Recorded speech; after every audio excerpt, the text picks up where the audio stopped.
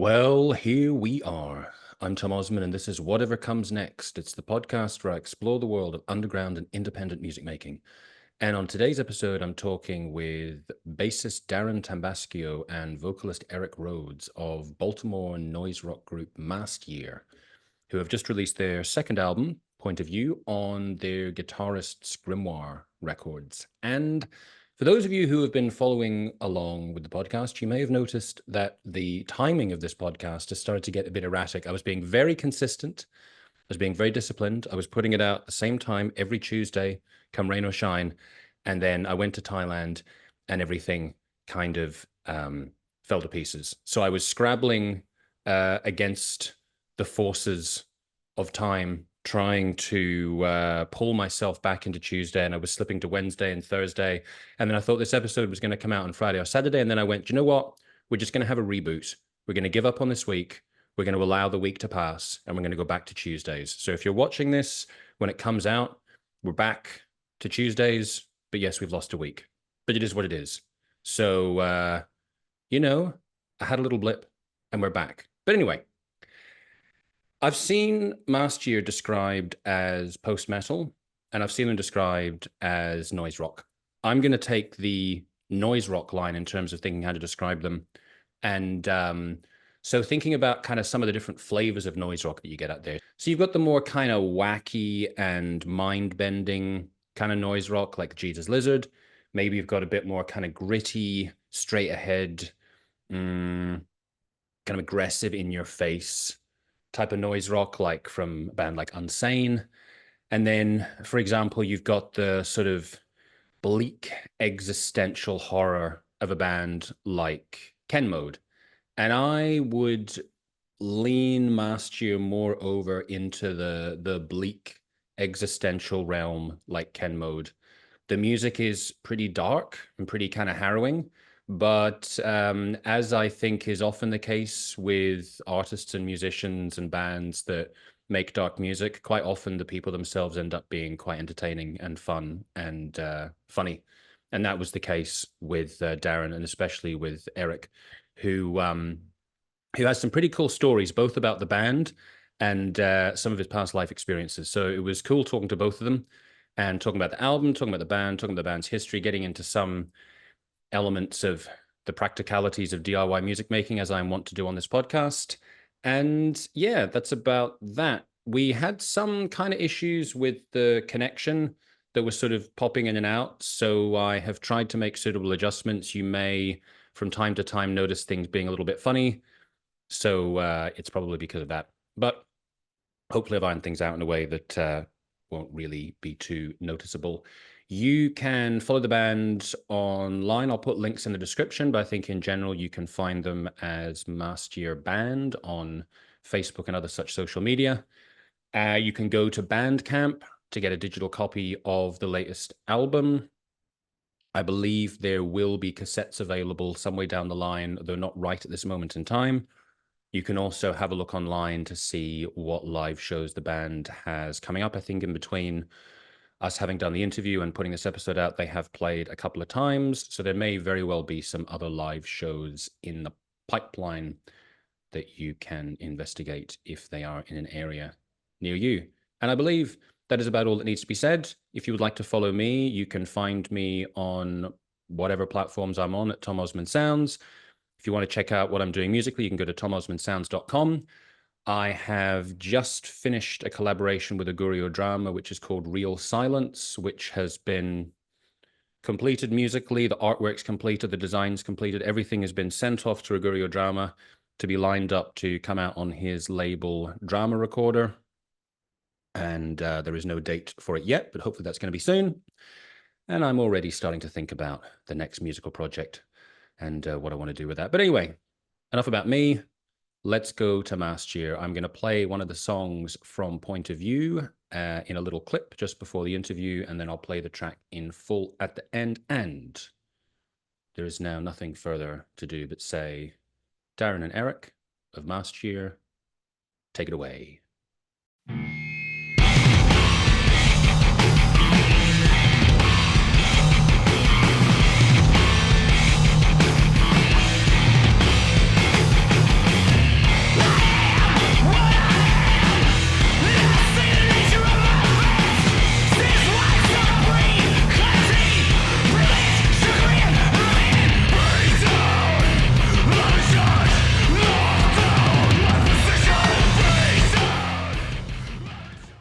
So we're partly here to talk about your latest record, Point of View. And I was thinking, um, for anyone that doesn't know your music, the name Mast Year is quite ambiguous, and Point of View is also quite ambiguous. Like that could kind of mean anything. It could be totally innocent, but there's a certain like sinister edge to it. I think you know Bronson Arm. Have you played with those guys? No, I've heard the name, Ah, but okay. we haven't played with them. They're a noise rock band that I interviewed a while ago, and I had a similar thing with them where I thought Bronson Arm. It kind of sounds sinister, but I don't know why. Um, so I guess like I think on your Instagram you refer to yourself as being noise rock, post metal, and I would definitely put you kind of the more sinister, darker end of noise rock, maybe in kind of like in the vein of Ken Mode or a band like that. There's a kind of dread in your music, I would say, or it sounds like that. But that is very much my cup of tea. So I'm very, very happy to talk about your music. So, Um, how much of your dark tone would you put down to living in Baltimore? um, well, I can't. All right, I can't speak too much to the music personally. I don't write any of the music in this band. I'd say lyrically, yeah, I think it's a big part of it. Also, to quote our first album, these are trying. No, is it this one? Oh, yeah, our first album. These are trying times. We live in a very delicate and scary time, especially. Where I always feel like as a human, we should be ever changing and evolving and learning new things and becoming more aware of things, whether it be self-aware or uh, just environmentally, not necessarily politically, but globally, be more aware of what's around you, everything in the world. And as the internet gets bigger and bigger around us, and the amount of information that comes through and the pilfering through what's real, what's not, and all that stuff. I think that has a lot to do with the dark tone. I think probably musically as well and lyrically, just Yeah, and I think we just all like darker music.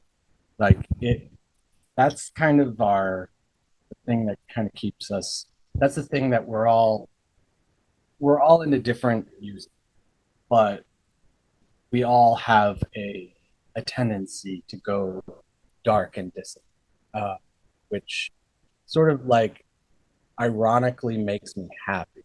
Um, Yeah.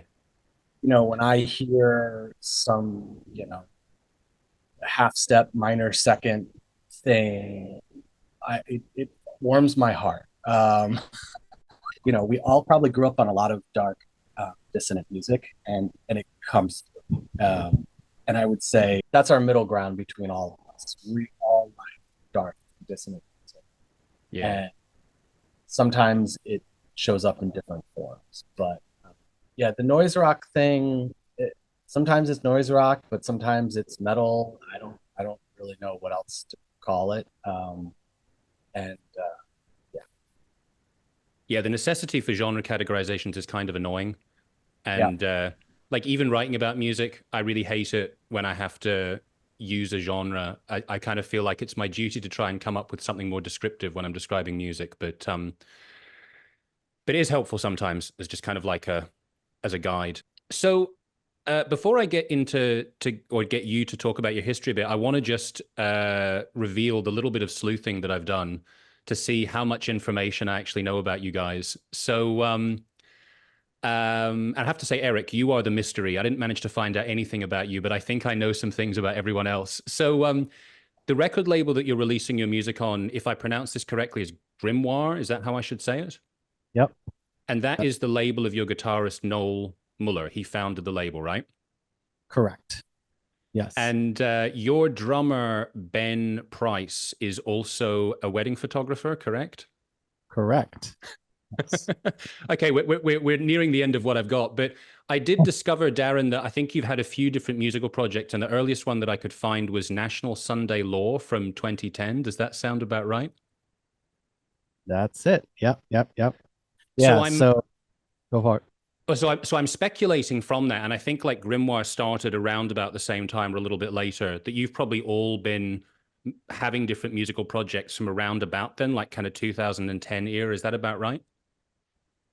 It probably goes back way further. Yeah, it goes back a lot further than that. I mean, so yeah, so Noel started Grimoire just I think he was ending. He had a band. He had a band that went through different incarnations.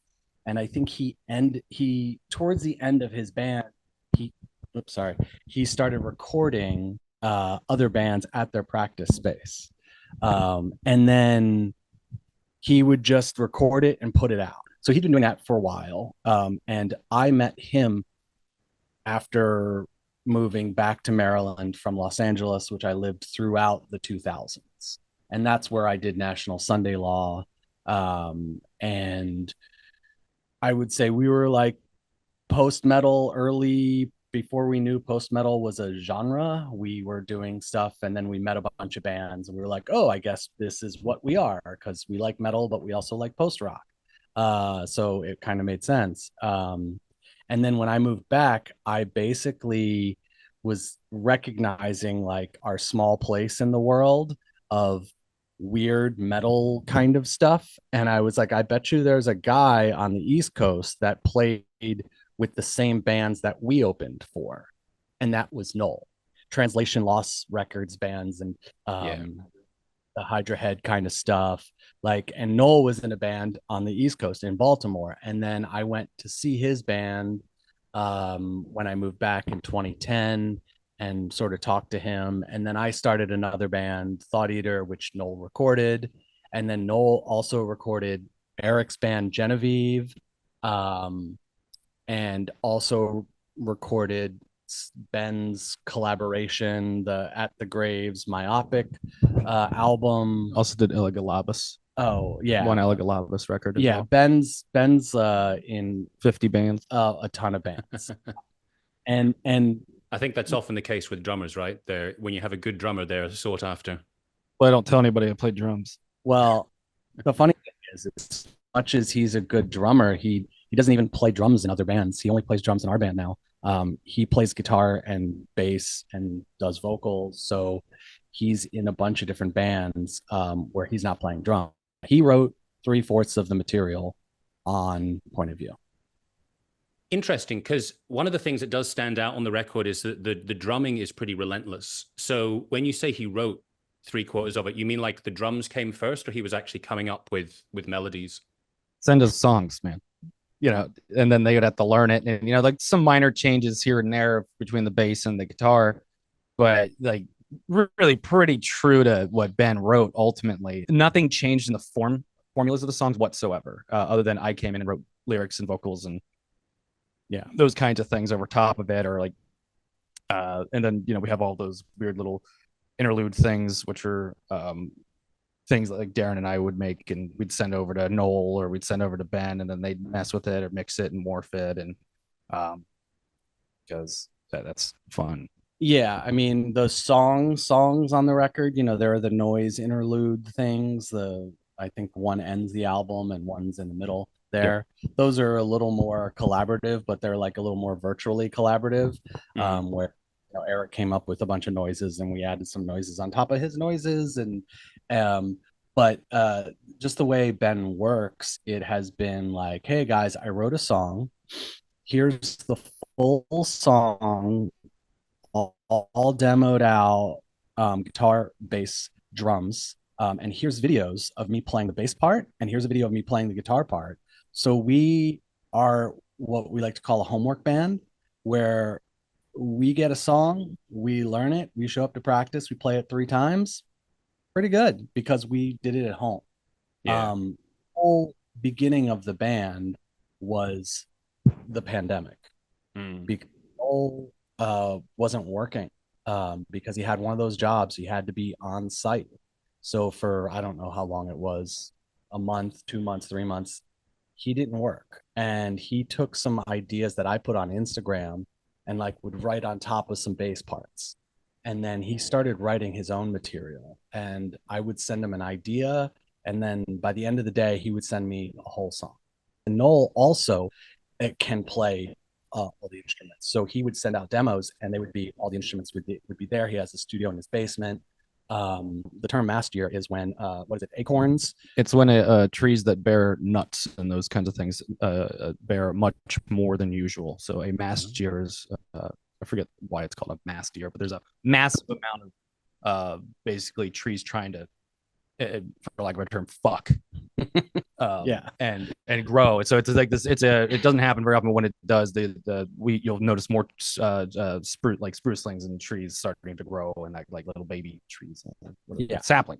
That's the word. Saplings. Yeah. Yeah. So it's like a lot of production in a year. I mean, that kind of sounds like a positive concept, no? Yeah. It was actually Noel being like, I had a mast year. I produced a lot because he wasn't in a band for many years. He was just recording bands. And then he just produced a lot of material during the pandemic because he wasn't working and he has a studio in his basement. And so him and I were working through some ideas. And then I actually emailed Ben to see if he knew any drummers. And Ben was like, I can do it. And I was like, what? Really? Because he was in so many bands that I was like, is that possible? And he's like, yeah, the bands ebb and flow, and I think I could do it. And then he learned some of the material, and then he shows up and was like, hey, I got a song. And it was, what's the name of the song? Figure of speech. Figure of speech, the 10-minute long song. He wrote that like basically like as his first thing for the band. And like a year or two ago it was when almost it actually came out the first time. When was the first show? It was like 2.5 years ago. Yeah, I think it would be 3 in October. Yeah, I'm pretty sure. I think so. So we only had 20 minutes of material, so that 10 minutes made us give us a whole set. So and then it just continued with Ben writing more and more and more, and us just trying to keep up and being like, okay, this is a cool song, let's learn it. And we moved pretty quickly. I mean, Knife came out in April of last year, and Point of View came out in July. So our goal is trying to do an album a year, but we'll see how it goes. Hopefully we can keep up the momentum. It's a good principle, yeah. I had a similar thing a little while ago. I was listening to Mark Lanegan being interviewed by Mark Maron after he died, and I was a huge Mark Lanegan fan. And at the time he was being interviewed, he was 53. And I think he'd done 10 solo albums. Obviously, he had a bunch of albums with Screaming Trees and a million other things. But I was just turning 40 at this point, and I thought, right, if I made an album every year for 10 years, I could reach the Mark Lanegan level at the same point that I'm 53. So then that's for no better reason than that. I'm just like, I want to be able to do something every year. Yeah, I mean, it's nice to be creative and have something to come out of it. Yeah, for sure. I think, am I right in saying that all four of you are involved in the mixing or the recording or the production in some way? I think I saw that you all mastered the last record, or maybe this one. I forget which one it was. This one. Yeah, this one. I'll be perfectly honest with you. My role in the band is I try to stay out of most everything I can. I have my own band that's been around for 11 years. I'm busy with that, and my ADHD is insanely beautiful. So I'm doing a lot of shit all the time. But yeah, I mean, like I record some like the noise interludes and stuff. Like I record some of that here. I have my own little studio right there. We're in the control room actually. And other than that, I personally try not to mess with shit. I don't do fuck all in this band. Yeah. Except for yell at a mic, write the lyrics, help come up with the visual concepts, and dance a bunch and embarrass myself on stage. You know, that's like that's my job. Yeah. Yeah. And I'm not you're talking to I'm the least technical out of all of them. I play bass, I come up with some ideas, I book shows. That's his big thing. He's show dude. But like as far as production, Noel does most of it. I give Noel like an easy 90% tops, and then but Ben, like you said, Ben records all the demos and stuff, but they had kind of a mastering off, if you would, with the Point of View between Noel and Ben, and it kept going back and forth. There was like, who should master it? Are we going to pay someone, or should we just do it ourselves? And a lot of times, the whole paying someone is sometimes, name cachet or whatever, and it's a lot of money. And we're just like, well, we could probably do it on our own. And Noel's done it before for other bands. So and Ben is an engineer unto himself. So Ben's like, well, I could try it. So they were like, well, why don't we both try to do it? Who's ended up being? I think it's Noel's think ended up it's Noel's. being the end, but I think there was some give and take there. I So wanted to master it, but Noel's incredibly specific and technologically savvy in certain ways, and he's like, educated in the ways of recording engineering and those sorts of things, where I'm kind of like the antithesis to that, where I'm more of the like, oh, I found this old broken ass microphone, I'm gonna make it work, and it sounds like shit. Like, that's cool to me. Or like, I still got a Tascam 4-track recorder, and I love that thing, and I'm like, I'll use that as a preamp, just make everything sound like shit. Like very much into lo-fi, like figured out DIY stuff, and Noel is very like, like smart about it. So I was like, I'm not gonna master it because I'm gonna make. I just don't want to have that conversation with the guy. I love Noel, but it's just like I said, the ego and id right there, just very different people. Yeah, and I styles. think his father's an engineer too. His father is, in fact, an audio engineer. Yeah, It's in the blood. It's in the blood. There's a couple of things that you brought up there that I definitely want to get into, but about touring and about recording. But Eric, you mentioned your other band that you've had for 11 years, I think it was. Have you actually said what that band is yet? No, I have not. Genevieve. Two of our albums were actually put out on Grimoire. Right. It's kind of how I met Ben. How I met Noel. Yeah, that's a funny story. But I had heard that Grimoire was going to be at a show. Genevieve was playing early on, and back when Genevieve was a joke band, where I mixed like emo with black metal, so I could play emo shows, but wear corpse paint. I thought it was funny. But I heard there was going to be, this metal label's going to be at this show. So I made a demo of some like serious shit, and I gave it to Noel, and then he saw us live, and he was like, if you don't do that, I'll record you. And I was like, okay, cool. So then recorded with Noel a couple times. 2 rocky starts for sure. I know my limit with Noel. I think Noel knows his limit with me now. It took some time. In fact, me joining the band was a bit of a conversation to be had amongst many people at various points, to be like, is this going to be okay? Are we going to be able to do this? Because Noel and I have always been like at each other, just like, you're on that side, I'm on this side kind of thing. Not like politically or anything like that. Just like I said, we just don't think the same way in any way, shape, or form. He's very analytical, and I'm fucking chaos and incarnate. So that's how I met Noel. That's how it was, basically because of Genevieve. And then I met Darin I played drums in we used to call it post grind band, but it was really just sludge metal that was badass. Had to stop doing that because my job was too physically demanding. And I met Ben just from shows. So that's how I know everybody. But Genevieve, to answer your question straight, sorry, we both talk a lot. Noticed. Genevieve is my baby. It's been my band for a long time. We got a whole bunch of different weird new shit coming out at some point.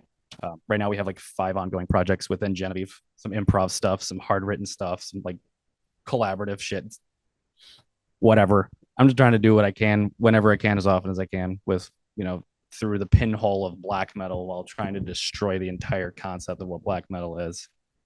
Yeah, I think where Eric and I see eye to eye are like the real avant-garde stuff, like Scott Walker.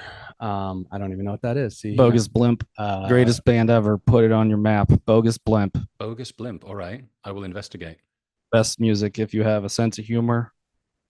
Bogus Blimp is the Norwegian version of Ween. That's a weird statement. Now that you've sold me, the Norwegian version of Ween, definitely I'm intrigued. It's imagine Ween, but from Scandinavia, and also obsessed with the 1950s sci-fi aesthetic. We all have our little niches, but I think, Eric and I would be more of the like weirdo music. We like Mr. Bungle and stuff like that. You mentioned Scott Walker. I think that's a huge cornerstone of our friendship, is just being like, and stuff. So we love Scott Walker. Cossacks. Exactly. Cossacks are charging in. Yeah, charging in. I punched the donkey. All right, I could go on forever. Yeah, we love that shit. I mean, and I think from like, I'm sort of talking for him. Ben and Noel are a little more serious. where they're like, yeah, I don't know, we're not really into the Mike Patton kind of weirdness, you know what I mean? I think musically they might like some of that stuff, but kind of the sense of humor and the jokiness and the tongue-in-cheek kind of thing, I don't think they're so into. I think they're into more quote serious music, which we also like, and I'm into a lot of different stuff, but as a bass player who likes to play distorted, I think the noise rock thing, like, just kind of, it's like whatever we play, it kind of has that vibe because of distorted bass, and honestly, Noel has sort of found his sound with a kind of cleaner guitar sound. So it's kind of like the reverse of like the metal sound where the bass is clean and the guitar is real dirty. We're kind of flipping it on our bass is really dirty and the guitar is sort of clean sometimes. So that's kind of, I think, where the like noise rock kind of, even the Kowloon Wall City kind of vibe kind of comes in. That's kind of part of the reason why I more hear the noise rock side in your music rather than the metal, because you don't have those overtly metal sounding guitars, but you do have that very noisy bass, as you say. I want to get into a few of the specific tracks on your album. So one thing I wanted to ask you about, first of all, you're going to have to pronounce the first song. What is that first word? Something electron. Tynmouth electron? Tynmouth electron. What is a Tynmouth electron? How much time do we have? 1 minute. So there was, wait, how long did you say? 1 minute. You've got 60 seconds to explain what a Tynmouth electron is. What the guy's name? What's the fucking noise rock black metal band? Anyways, there was this gentleman back in the 50s or 60s from England that wanted to be involved in a race around the world in a boat, and he was a self-proclaimed inventor, and his last name was Crowhurst, and he very poorly built this boat, and the two companies that endorsed him was Tynmouth and Electron. Was an electronic company and like a radar company, I believe. And to finish the story off, to explain the lyrics, I guess, just to go further into it. So he started sailing. He almost did not even get out the first day, had to come back, do some alterations, and then he left.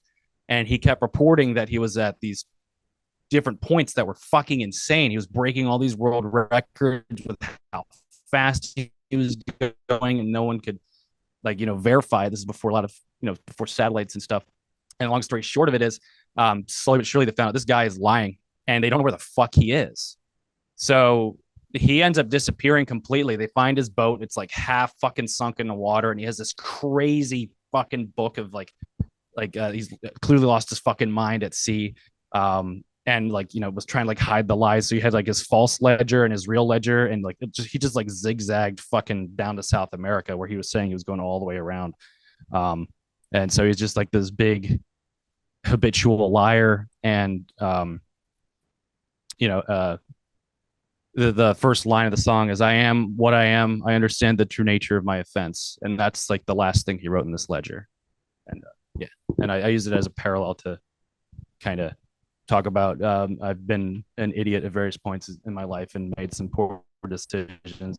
And I read the story and I was like, oh, I can kind of put myself in this guy's shoes. I totally have been shitty like him and lying about where I am, like my progress in life, really I'm recessing, these kinds of things. So the parallel between a true story and my life.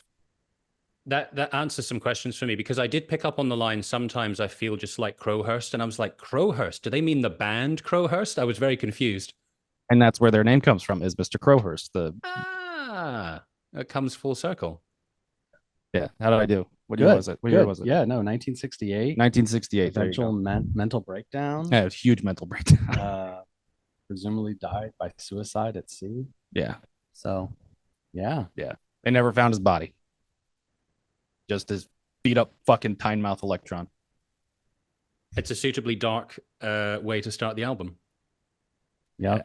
Another track that stood out for me was Aeroside. And I wonder, is the meaning of the title erotic suicide? Is that what that's supposed to mean? Yes. Is that expressed in the lyrics in some way? Because I don't know if I could actually make out what the lyrics were in that song. Yeah, that is basically what it's about. So Ed, how in depth should I get? Whatever. I mean, Should I keep it? Do you have children that listen to this shit? I swearing occurs, and so if it does, that's absolutely fine. There's no need to be child friendly. You take it where it wants to go. I guess without getting too deep into it, the short and sticky is at one point in my life I was a porn moderator, and we used to flag the porn. So you would like tag. This also kind of goes in. There's so many jokes around point of view here, but you'd be like cock and ball torture, or like blondes, big breasts, boobies. Like you put all these tags on it, and then if there was something wrong with the video, there were flags. You would flag things. So green flag meant it was done. You could send it off, and they put it on the website. But there was pink flags and black flags. Pink was child, and black was like fucking death or something even more fucked up. So in the time of me being a porn moderator, there was way more black flags than I thought would show up on the internet. And that's what a lot of that song's about, basically being like, yeah, child pornography is fucking awful. People are murdering each other sexually. This is insane. So that's the whole Arrow side thing, is just like, I was inundated with pornography for so long, and then it just like it started, gets to you. And yeah, I would think so. That's fascinating. Yeah, absolutely insane shit. I've seen more things than I care to have seen on a computer screen. Yeah, I can definitely imagine that. Yeah, let's go. From a musical side of things, I feel like that track has got kind of like a seasick feeling to it. I don't know if that was like sort of something that you were aiming for. Maybe it's got something to do with the time signatures on it. I don't know if you do anything too crazy. I think like it's in 6/8 and then it goes into 3, but it does have a kind of unsettling feeling to it that I really appreciate. The shifting time signature thing is something that I always did, sometimes not even knowing it. That's the only non-Ben song. Yeah, and that's the song. Noel wrote that in the other tuning, which was most of the songs on our first record. And so we had that one from pandemic days. And we sort of revived it, and we added some parts here and there. And so that's like an old song that we have in a lower tuning that we kind of resurrected from the catalog of stuff. So it's mostly Noel's tune, but it is a weird vibe. Like specifically the main part, like the first part, it's like the bass and the guitar and the drums are just not like lined up. They're all doing very different things, and we come together at certain points. But like my bass line is very melodic. Noel's kind of playing something very kind of almost drony in a weird way, and Ben's like all over the place. And somehow there's a pulse there, but we're all kind of bouncing around. So that's the seasick vibe. Yeah, it's my favorite song up until we have one that's not out yet, but it's probably my favorite song to dance around to in the current set. And anytime they go, we're like, oh, we gotta cut a song, and like, don't you fucking cut that one? Don't you cut it? He loves that. Don't you take away my shining moment? That's my best Airborne Radar impersonation that I've done to date. So I'm excited. Your what impersonation? Arab on radar. Arab on radar. What does that mean? That's a noise rock band from Providence, Rhode Island. Very noisy, fucking noisy as shit, and the guy's got this really annoying fucking voice. And yeah, so it's like, it's kind of like the whole like daughters talkie thing as well, like or even if Jesus Lizard, it's like what is it? Gestaltsprechen, or what is it called? Something I don't know. It's a German phrase for talk singing, and I love talk singing. It's great. That also brings the noise rock vibe, the David Yao, Jesus Lizard kind of yabba dabba dabba dabba dabba. I'm gonna talk and say a bunch of weird stuff, and no one's gonna care what I'm saying because it's noise rock. So I mumble a lot. I yell at the audience with a megaphone and shit. Whatever's bothering me that day, they get to hear me talk about it. It's fun. yeah, it's I think Noel said at one point, I think it was Ben's birthday party, uh was like, yeah, noise rock singers are a little off, and we got one. Like, you know David Yow's probably a brilliant person, but his mind is all over the place, His right? lyrics are Like, fucking wild, man. yeah. So there again is sort of our noise rock nod, but we definitely don't do it in the we're not like a traditional band in that sense. Yeah, I think from that kind of noise rock point of view, you can't have a singer that's playing it too straight. There has to be something a little bit kind of off kilter about Yeah. it, I think. Trying to like fucking reel it in, man. I'm trying to grow up. I'm always trying to just be a better person as much as I can. Because I was raised in the '90s, and you can do whatever the fuck you wanted back. You say whatever the hell you wanted back in the '90s, and you gotta unlearn certain speech as you get older, and certain points of view evolve into other things, and you realize that saying certain things is mean. It's not funny, shit like that. And I think a lot of the lyrics and concepts within this band for me is it's a lot of self growth and kind of like perspective and self introspection and those kind of things to kind of grasp the world we live in. Yes, the things that can be laughed at and the things that shouldn't be laughed at. It is a relevant point. You mentioned tours before, and I'm always very interested talking to independent musicians about the experiences of booking shows. So tell me some of the insights from your experience. How would you go about booking shows? Because I know, like, for example, with some bands, it's kind of like it's partly to do with networking with other bands. It might be finding promoters. It might be talking to venues directly. So what's kind of been your experience from that side of things? What kind of insights have you gained? Well, we have not toured, I'll say that. We've only played in Baltimore. We actually haven't even played DC yet, huh? No, just Baltimore and Frederick. DC's like only an hour away. Well, an hour by if there's no traffic, but there's always traffic, so it's like 2.5 hours. And then Frederick is like a little like It's a DC sleeper town. It's a DC sleeper town, yeah. And we played there once, so we're mostly been in Baltimore exclusively. Maybe one day we'll get on the road. It would be nice. And it would be a small. We've talked about maybe weekender things. My old band, we did some weekender stuff. But I would say it's like really just knowing other bands and knowing like, hey, well, this band is coming through. What bands can we put on, and how can we sort of promote it? And it's kind of delicate because it's like, do you want to promote it as like a one genre event, like a noise rock show or a metal show, or do you want to make a diverse bill? Which is interesting because we've had shows where they've been like noise rock or metal shows, but we've also played shows with like, we have a friend who does like sort of like drony ambient music and plays trumpet. And then we've also played with improv jazz people. And so, like, for example, we booked a show with Dumbwaiter, who is a friends of ours in Richmond, and Shout out. they're really great. They're kind of like instrumental noise rock meets ambient jazz or something, because they have a sax player who plays through a bunch of it's fun. What's that band from Chicago we played with? It's like anyway, I forget their name. So we were like, well, there's a sax player in that band. Why don't we book this, improv jazz band? And the improv jazz band represented because they were like, this is a heavy show, and they had like a heavy set. It was all improvisational, yeah, but they really like pushed the aggressiveness of their improvisation.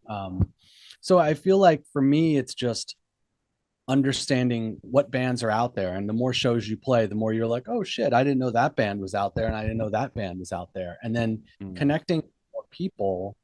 For me, promotion is just like, if someone like literally like someone will see us and they'll put a story, like they'll take a video and put it on their Instagram story, and it'll show up on our Instagram, and I will like be like, love it, we share it, and then I will email that person separately. And it's a one-on-one thing where I just email people separately and it'd be like, hey dude, like we're playing another show, here's the info. Let me know if you can make it. And then I'm like, let me know if you can make it. And if you make it, say hello. Like, and I've met a whole people just by being like friendly and just being like, hey, if you're there, say hello. And like, you get to know people. So I feel like now, like, I know people who come to shows, and sometimes I will even befriend them outside of shows and stuff like that. So it's a small community. It's not like, we're not on some big, huge promotion thing, but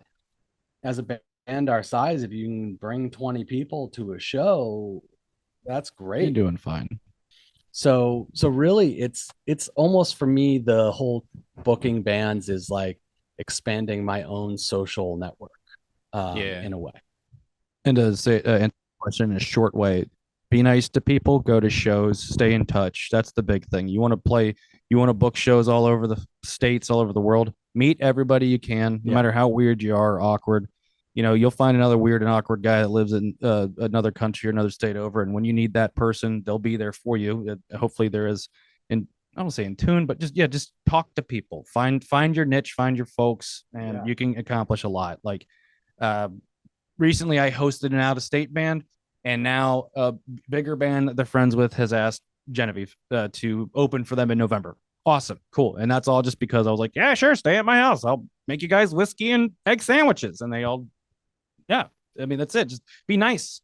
Yeah. Be nice to each other. Be someone out of town. If they ask them if they need something, it's huge. People appreciate it. Just be a very primally good person, and you can probably book a tour. Yeah, in about 6 months after meeting people from out of town. Yeah. I feel like it's basically how the DIY network in America was built in general.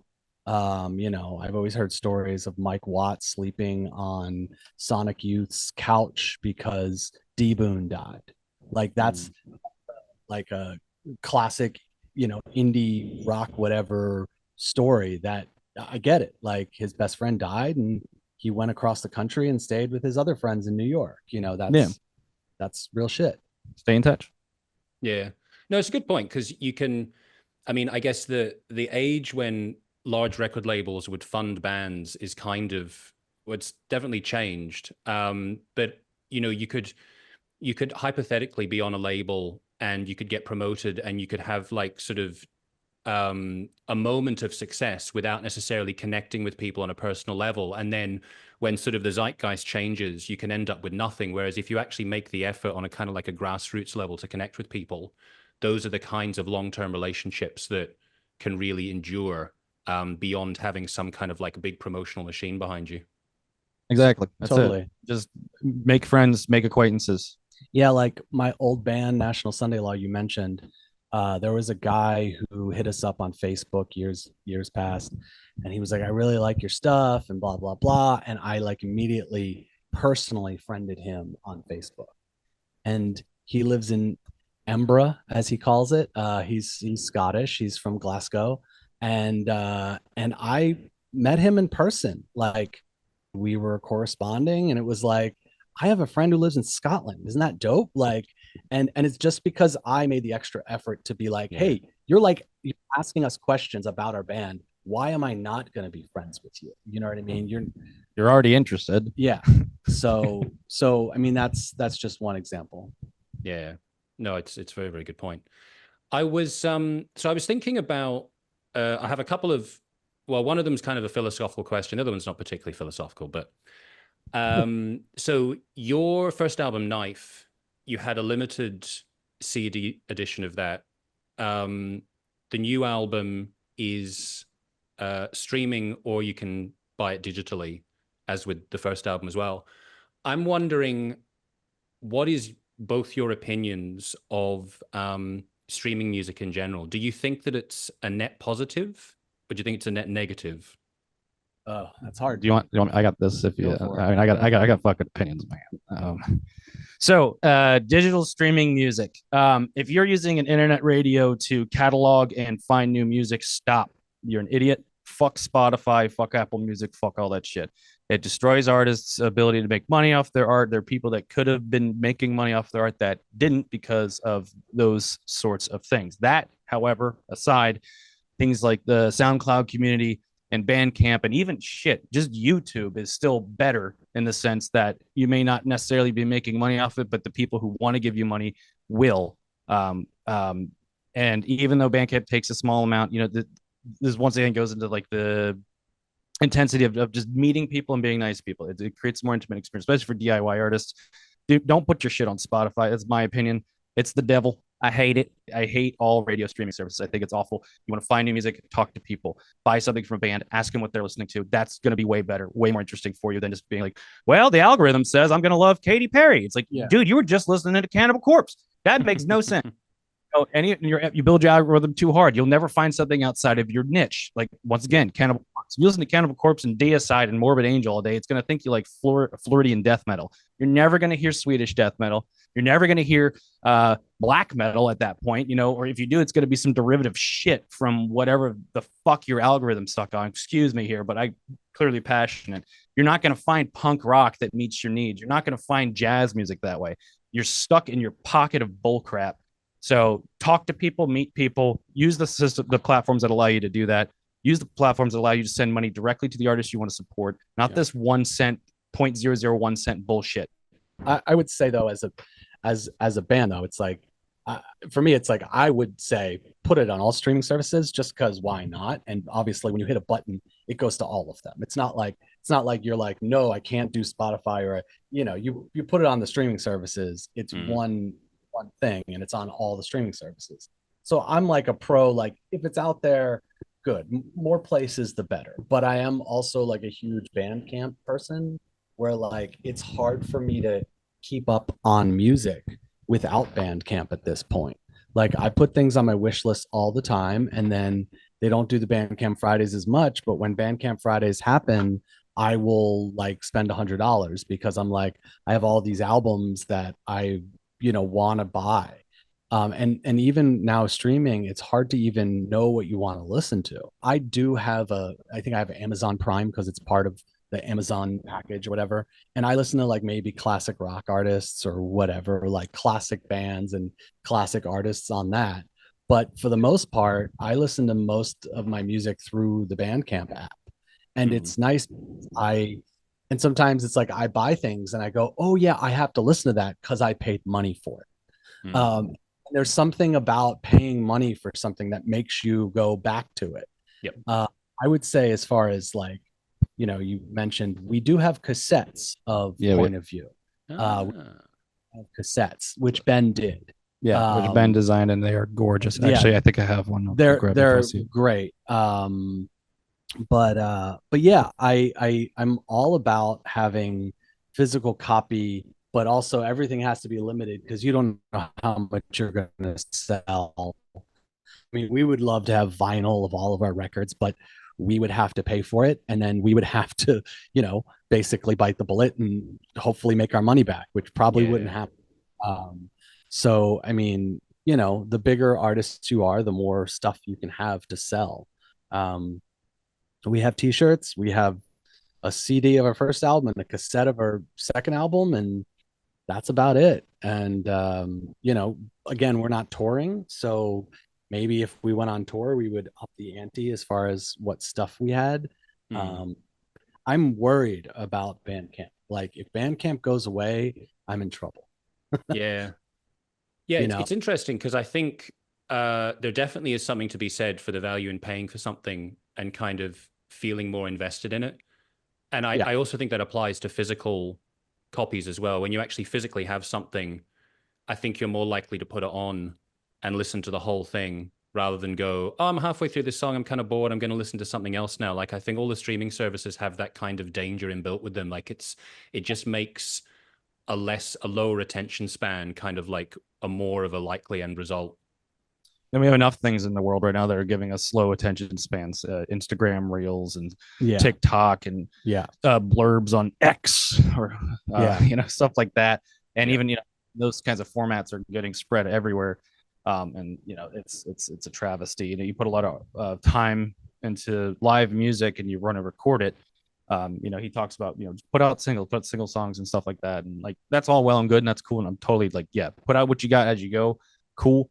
But at the same time, if you're a live band and you have a set and it's not recorded, you record the set, now you have an album. I want people to listen to the whole album, not a part. I'm old. I'm the old guy in the band. I'm the Mick Mars in the band, if that means anything to you. And Yes, Mom. that does. I had to think for 2 seconds. I was like, yes, I get the reference. yeah. So I'm older. I was born in 1975, if that gives you a reference. So I actually was a cassette person growing up. I was really I used to buy cassettes. And Eric's now showing our cassette. Nice. I remember pink cassette as well. Very cool.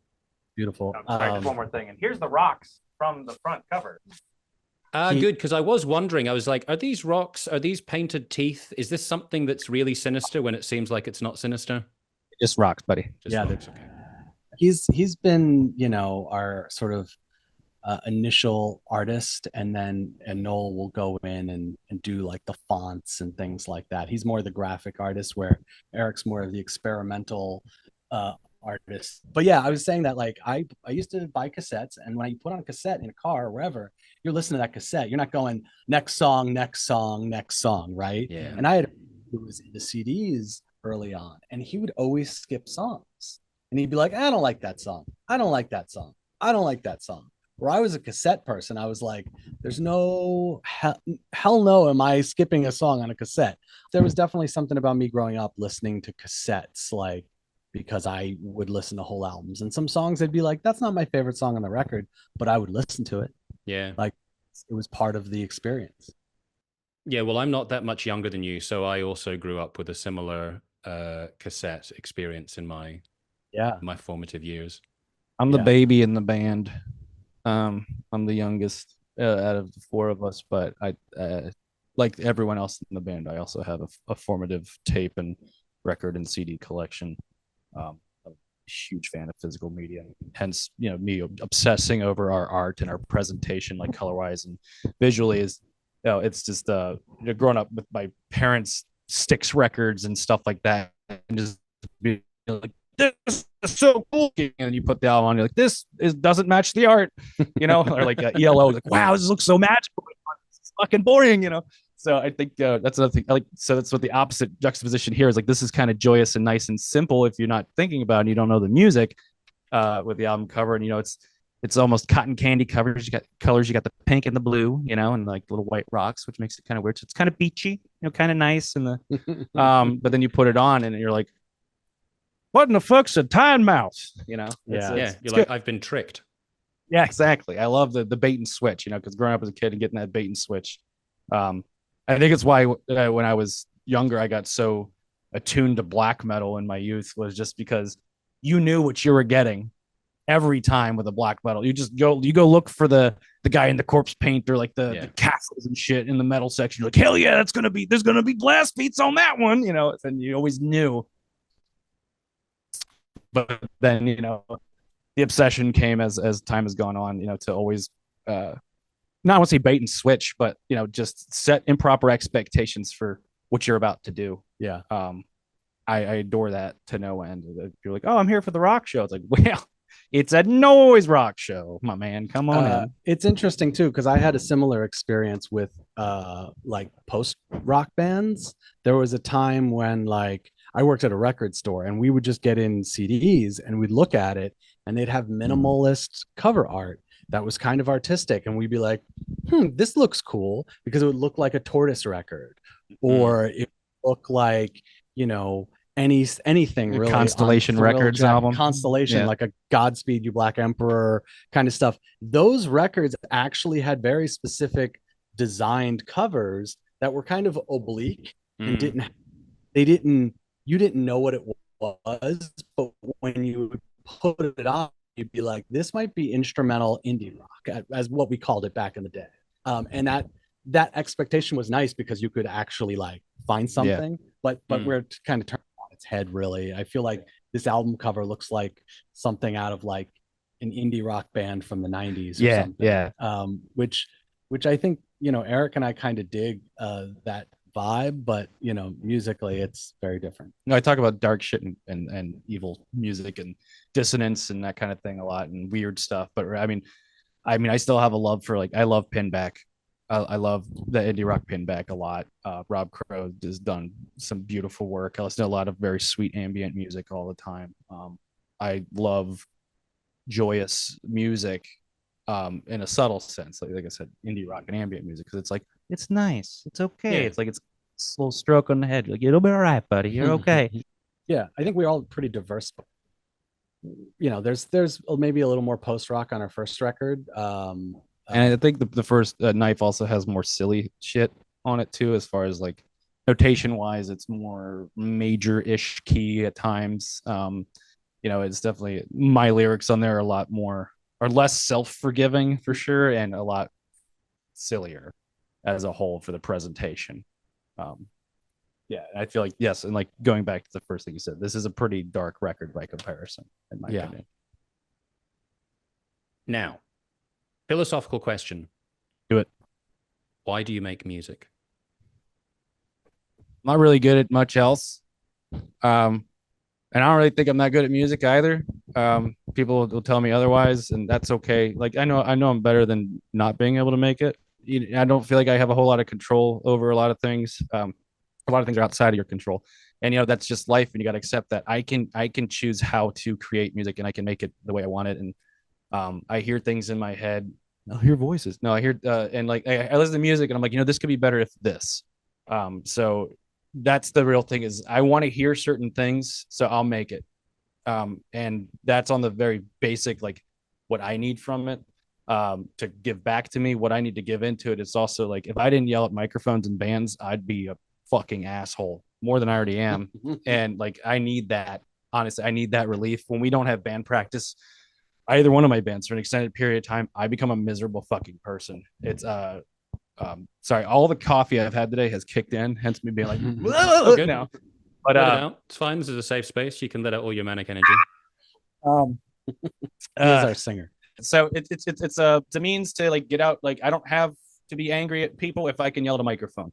I am very social and can be in a bit of an attention whore. Used to be a very aggravating human being to be around. I try not to be as annoying as I was when I was younger, and that's always like a reminder. But however, when I'm on stage, I have a microphone, and you have to listen to me, and I love the attention. To be perfectly honest, it's my time to be like, hey, everybody, me time. This is me. All of you get to see me, touch me, feel me, experience me right now. This is it.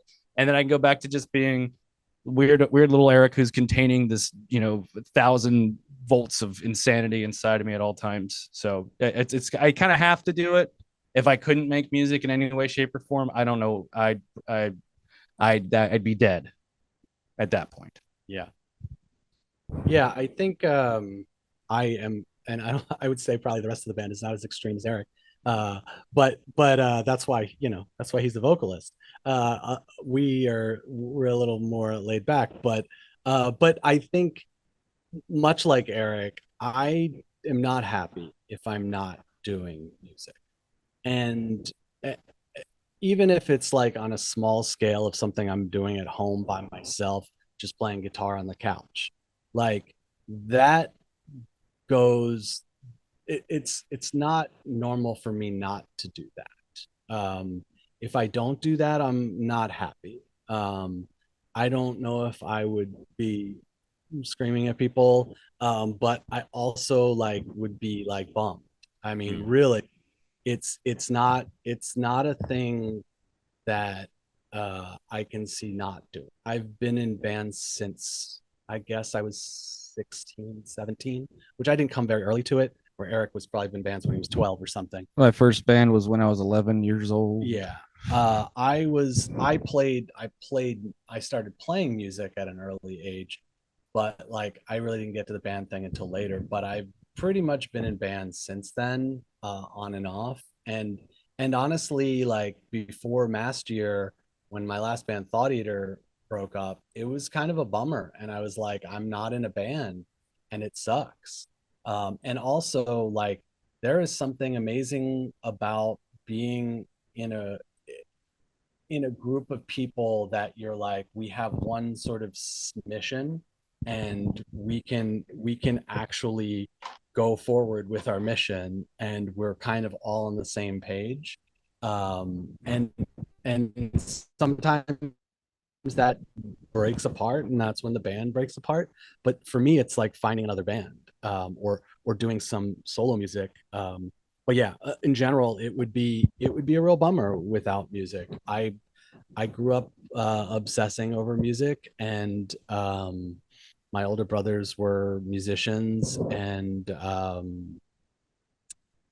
it was just always around me. I also feel like this world of DIY music, it's not about age. Hmm. People are all ages doing it. I mean, people, and they continue to do it. And I love that. I love when I see older generation just still doing it. I remember being younger and people were like, "Oh, you're not 20 anymore, so you can't be in a rock band anymore." And it's like, no, no, there are people who are still doing it. I don't think I'd ever be in a punk band again. Yeah, I mean, I think there are certain things that maybe you don't necessarily feel like you have the same energy that you did before for that type of expression, but it's not like kind of pop culture where they're always looking for someone that's 20 years old. There shouldn't be any limit to that. If you want to make something when you're 90 or you're 100, then I don't see any issue with that. And the listener actually honestly doesn't matter for me. Like, if I make a record and I enjoy it and I listen to it every once in a while, it gives me the warm and fuzzies. Like, Yep. and it's like, I don't care if no one listens to it. I have it as a document of my time, Yeah. and it's a better use of time than watching television. Yeah, I mean, like I write journals. I don't expect anyone to ever read them. And a lot of the time, I'm not even going to go back and read them, but there's just something about the writing of it that I enjoy. And creating something musically is like that, but with many extra layers to it. Yeah. I have thousands of songs I've recorded and never released, and I listen to them all the time. Depends on the mood. Like, I make dungeon synth. I fucking love this shit, but I don't put it out really. I've one. None of my actual dungeon synth has been released in any way, shape, or form that is recognizable as dungeon synth. But I am involved with a bunch of very anonymous uh, weirdness in the world musically that loves to cut apart music and make new things out of it. And I'm one of the source materials for an artist who does that. But yeah, why did I bring that up? I don't know. I spaced out and just mentioned Dungeon Sense. Oh yeah. So thousands of songs. I mean, I have like grindcore albums, black metal albums. I've got jazz albums. You'll never fucking hear that either. Ambient music, drone music, stuff like that. It's mine. It's for me. Like I said, it's not. Yeah. I'm not for anybody else. I need it and I do it for me. Yeah, I mean, I think ultimately the first principle has got to be that you enjoy what you're doing. And then if other people also enjoy that too, then that's an added bonus. Yeah, if you enjoy what you're doing, that's a B plus. If everyone else does, that's an A plus. There you go. Now, gentlemen, so the latest records, well, I call it, I like to call albums records, the latest album. And then also your first one. So Point of View and Knife are both available from Grimoire, as we said, on Bandcamp. Yep. And I guess if people do happen to see you play, then there's the possibility of getting cassettes. Are you also like, can cassettes be bought online as well? Eventually, yes. Eventually. Okay. We haven't actually put them online yet, but eventually we will. They're in the pipeline. But in terms of people keeping track of the band, like shows coming up, just news, releases in general, what is the best way for people to do that? Instagram. Yep. Instagram at Mast Year Band. Yeah, Instagram's the way. We do Facebook too. But maybe not as much anymore. We hopefully will get out of Baltimore at some point. We will see what happens. But in the meantime, it's great to even just be like, some bands, like Eric was saying, some bands from New York that we really like a lot are coming down to Baltimore. And my goal always is like, hey, if a band's coming down and I really like them and I would pay money to see the show, if I can play that show, it's the best. And we have a gig coming up with Dysrhythmia, who's like instrumental math, weirdo metal stuff. It's fun. Yeah, and we have a gig with them coming up in October At Wax Atlas. at my local record store that holds 50 people. So hopefully we can